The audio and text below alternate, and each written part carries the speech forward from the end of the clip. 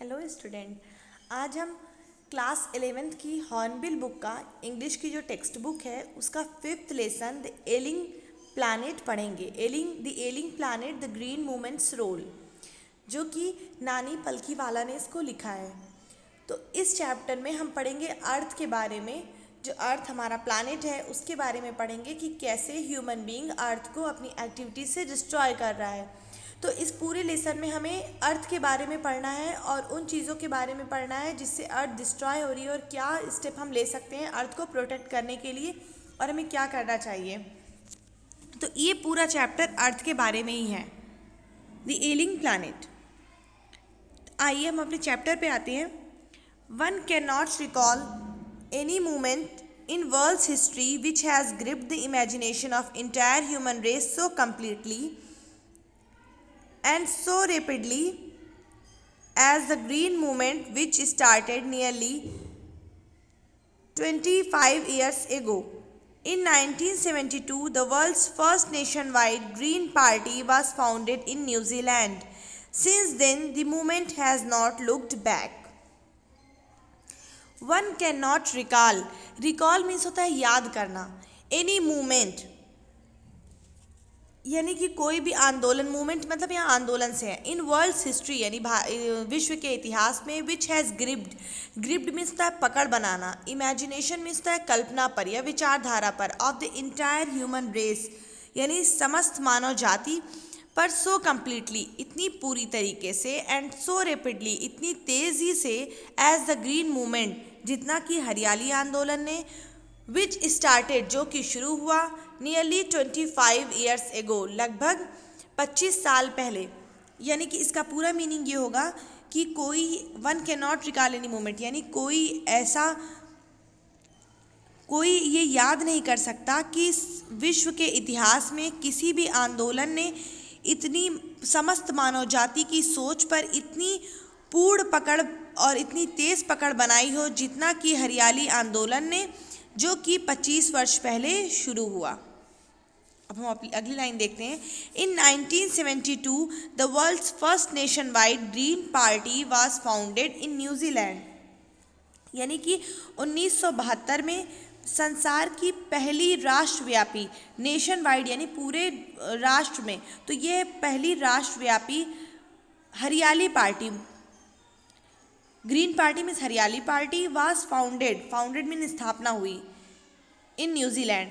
यानी कि 1972 में संसार की पहली राष्ट्रव्यापी हरियाली पार्टी की स्थापना हुई।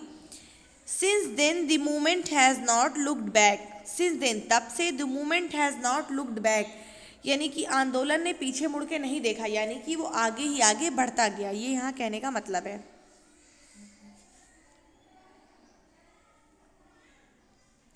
We have shifted one hopes irrevocably from the mechanistic view to a holistic and ecological view of the world.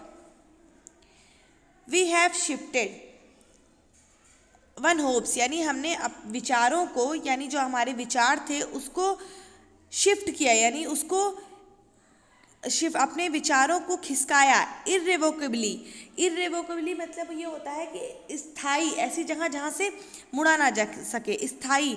हमने अपनी सोच को स्थायी बनाया। From the mechanistic view, mechanistic means होता है यांत्रिक यानी मशीनों से, फ्रॉम द मैकेनिक व्यू यानी यांत्रिक दृष्टिकोण से, to a holistic and ecological view.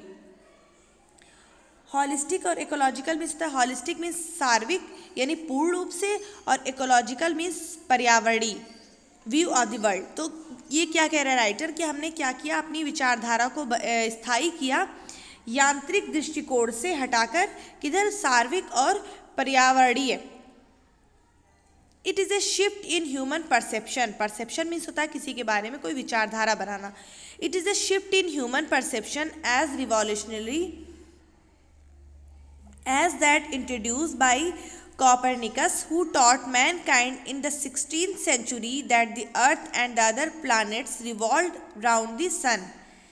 It is a shift in human perception यानी कि ये मनुष्य के विचारधारा का एक बदलाव है। एज रिवॉल्यूशनरी, रिवॉल्यूशनरी मीन्स होता है क्रांतिकारी, इतना क्रांतिकारी as that introduce by Copernicus, जैसा कि कॉपरनिकस ने प्रस्तुत किया। कॉपरनिकस जो है एक साइंटिस्ट का नाम है, कॉपरनिकस ने प्रस्तुत किया। हु टॉट मैनकाइंड, मैनकाइंड मतलब होता है मानव जाति। Who taught mankind in the 16th century, जिसने 16वीं शताब्दी में मानव जाति को सिखाया या बताया।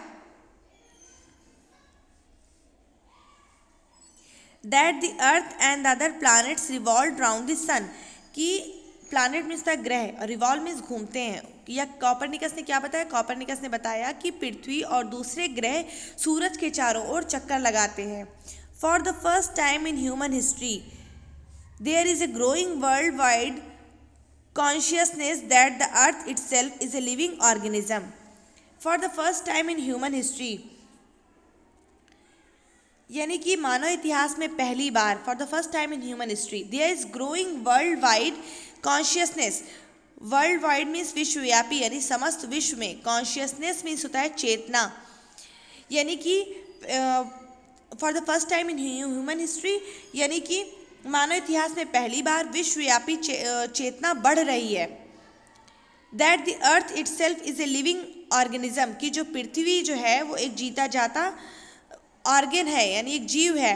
N enormous being of which we are parts. An enormous being, enormous means the विशाल, एक विशाल प्राणी है। Of which we are parts, जिसके हम सब हिस्से हैं। It has its own metabolic needs and vital process which needs to be respected and preserved. It has its own metabolic needs, यानी इसकी ये एक विशाल प्राणी जिसके हम अंग हैं, इसकी शारीरिक पोषण की अपनी आवश्यकताएं हैं। मेटाबॉलिक नीड्स मीन्स शारीरिक पोषण की आवश्यकताएं। And vital process, vital process means वो प्रोसेस होते हैं, वो घटनाएं होती हैं जो जीवन के लिए आवश्यक होती हैं, जैसे कि ह्यूमन बीइंग में है श्वसन है, उत्सर्जन है, ये सब वाइटल प्रोसेस हैं। तो वैसे ही ये कहा जा रहा है कि पृथ्वी के पास भी अपने वाइटल प्रोसेस हैं, यानी जीवन संबंधी क्रियाएँ हैं। Which needs to be respected and preserved, जिनका आदर करना और प्रिजर्व में सुरक्षित रखना आवश्यक है। The earth's vital sign reveal, reveal means होता है प्रदर्शित करना, प्रस्तुत करना। A patient in declining health, declining means घटती हुई या खराब होती हुई। The earth's vital sign reveals, यानी जो पृथ्वी के जो जीवन लक्षण है, वाइटल साइंस में जीवन लक्षण है, रिवील्स दर्शाते हैं। ए पेशेंट इन डिक्लाइनिंग हेल्थ, यानी ये दर्शाते हैं कि रोगी का स्वास्थ्य बिगड़ रहा है, यानी पृथ्वी का स्वास्थ्य है वो बिगड़ रहा है। पृथ्वी के जीवन लक्षण दर्शाते हैं कि रोगी का स्वास्थ्य बिगड़ता जा रहा है। We have begun to realise our ethical obligation to be good stewards of the planet and responsible trustees of the legacy to future generation. We have begun to realise, begun में शुरू किया, रियलाइज मीन्स महसूस करना। Our ethical obligation, obligation means होता है कर्तव्य, ethical means नैतिक, यानी एथिकल ऑब्लिगेशन मीन्स नैतिक कर्तव्य। To be good stewards of the planet and responsible trustees, responsible means उत्तरदायी, ट्रस्टीज मीन्स द न्यासी, of the legacy to future generation, यानी कि लिगेसी मीन्स द धरोहर, किसी की विरासत, और फ्यूचर जनरेशन मीन्स भावी जो पीढ़ियाँ, आने वाली पीढ़ियाँ जो आएंगी। तो ये कहा जा रहा है कि हमने अपने नैतिक कर्तव्यों को समझना शुरू किया है कि हमारी क्या नैतिक कर्तव्य हैं, जो हमारी फ्यूचर जनरेशन आएगी उसके लिए हमें जो धरोहर है पृथ्वी की उसको बचा के रखना होगा। तो इसका मीनिंग ये हुआ कि हमने इस ग्रह के अच्छे प्रबंधक बनने और भावी पीढ़ियों के धरोहर के उत्तरदायी निवासी होने के लिए अपने नैतिक कर्तव्यों को समझना शुरू किया।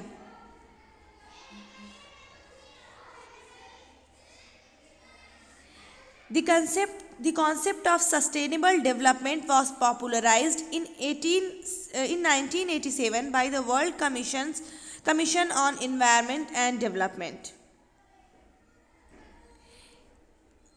The concept of sustainable development, concept means होता है विचार, sustainable development यानी कि विकास का विचार, was popularized, popularized means लोकप्रिय हुआ इन 1987 में by the world Commission on Environment and development, यानी कि स्थायी रखने योग्य विचार, विकास का जो विचार था ये इसका word commission on Environment and development का मीनिंग होगा विश्व पर्यावरण तथा विकास आयोग।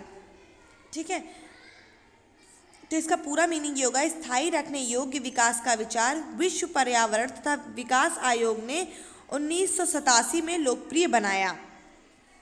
इन इट्स रिपोर्ट, यानी इसकी रिपोर्ट में, किसकी report, World Commission on Environment and Development की रिपोर्ट की बात कर रहा है। In its report it defined the